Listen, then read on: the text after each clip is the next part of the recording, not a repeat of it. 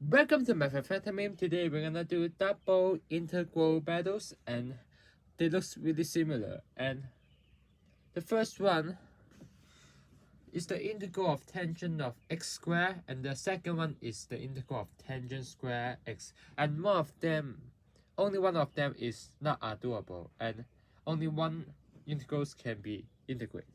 So here, which one do you think cannot be integrated? The answers is the integral of tangent of x squared does not have the answers. Even in non-elementary, I typed this integral on Wolfram Alpha and it doesn't give me the answers. I think we don't have a special function like this, but it's tangent of x squared, and it will be kind of tough to integrate using some functions. But let's talk about the second one, the integral of tangent square x, and this is a really famous one, tangent square x. And this, we know tangent square x with the identity, you can change it into secant square x minus 1 like that. So secant square x, what's the integral of secant square x? It's just tangent x. What's the integral of 1? It's just x. Yes. Don't forget about the plus c, and that's our answers. The second integral battle, the integral of inverse tangent of x squared, and the second one is inverse tangent x squared. And look at the inside, the angle is x squared inside the inverse tangent. I know this might not be an angle, but a variable. A variable is square and then take inverse tangent. And this unintegratable. This 100% unintegratable, and inverse tangent of x take square. We know that inverse tangent, inverse sine x square, inverse cosine square, they can be integrated. But the fact is that inverse tangent of x square cannot be integrated.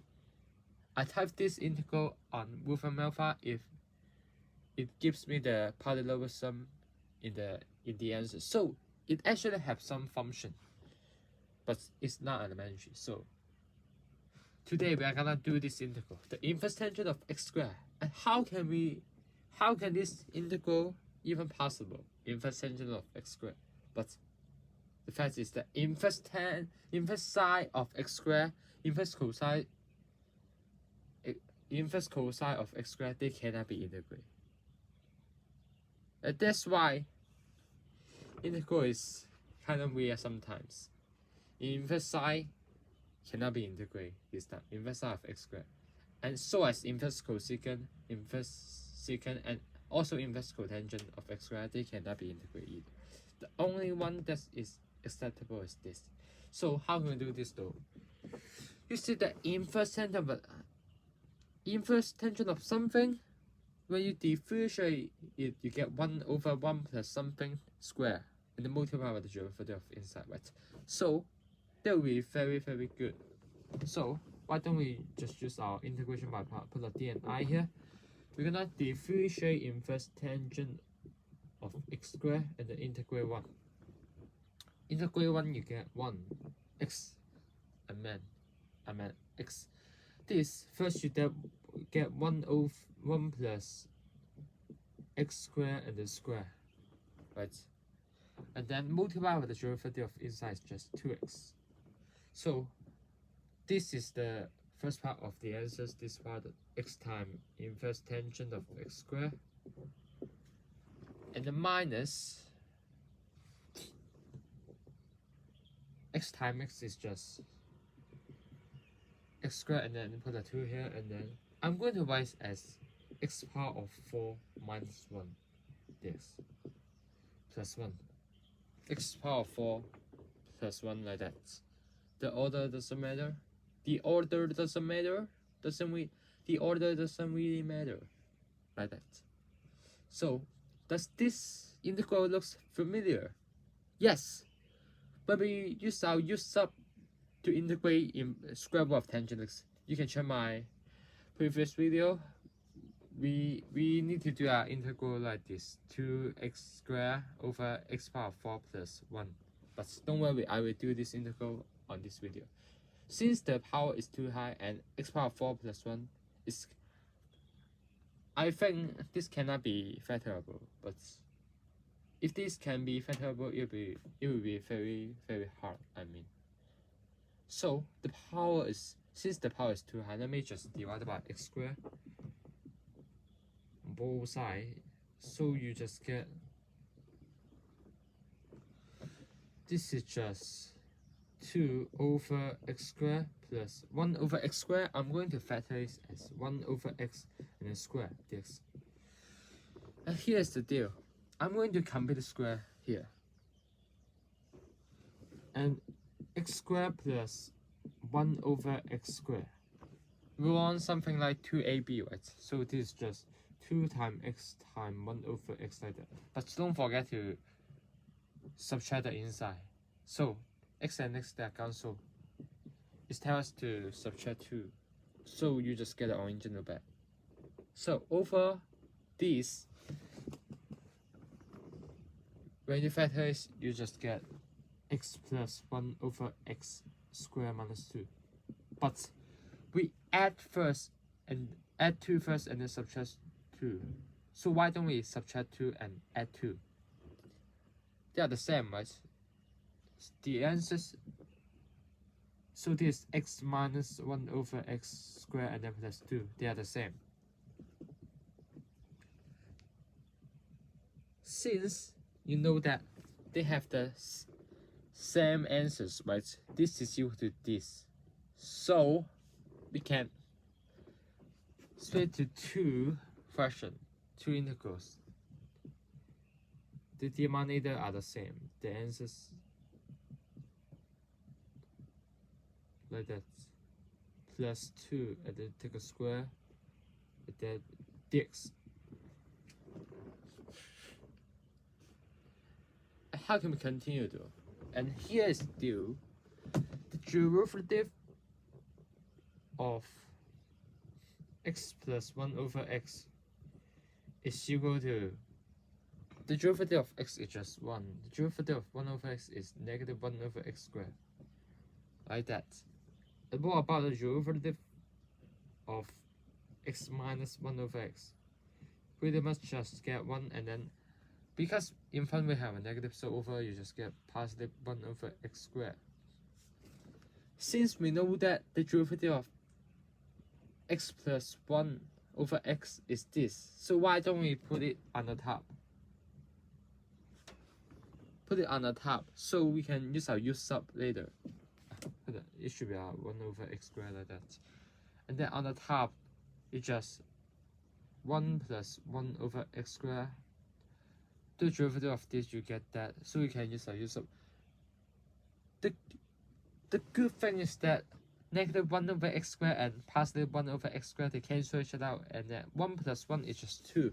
So you just get the original back. So we don't do anything different here. So you just get the original back. And here's the deal, we can use our u sub. But I'm not going to use u sub. Split to 2 integrals, so distribute the negative side. Later, square. I'm going to write as negative square root of 2 and then square, because we're gonna use a formula later. And here, since we don't have enough space, let me just put a d here. And then we can put the integral of this inside it. It's the same as u sub, just different method. Like u is equal to that and then d is equal to entire this. But this time we're gonna put the integral of this inside. So you get dx plus 1 over x. And then negatives distribute, you get negative, and then this is just d x minus 1 over x, and then over x minus 1 over x squared plus square root of 2 square. We already put that dx here, so this Very crazy, right? Here, the answer is coming. Here is the deal. Consider this our u. And we have a formula 1 over x squared minus a squared. You just get negative because the order switch. The integral of 1 over a squared minus x squared, you can use the hyperbolic cotangent, hyperbolic quash, inverse hyperbolic cotangent. And since the order switch, you need to use a negative version. Negative, they become positive. So you get the first, you 1 over a, 1 over square root of 2, and then time inverse cotangent, hyperbolic cotangent of x plus 1 over x divided by our a over square root of 2. And then you can also use the, because this x minus a squared like that, so you're gonna use negative, the order switch, you're gonna use the negative. You can just put a negative inside the ln, so you can get 1 over 2a ln absolute value of x minus a over x plus a. But I like to use the hyperbolic cotangent more, so up to you, because it have many domains. And ln, but sometimes I will use ln, but I use hyperbolic cotangent, inverse hyperbolic cotangent. And for this one, the integral of 1 over x squared plus a squared, just get a positive 1 over a, like that, so you just get negative 1 over the a, and then inverse tangent of our this x minus 1 over x, and then divided by our a. Yeah, that's it, I think. And then don't forget about the plus c.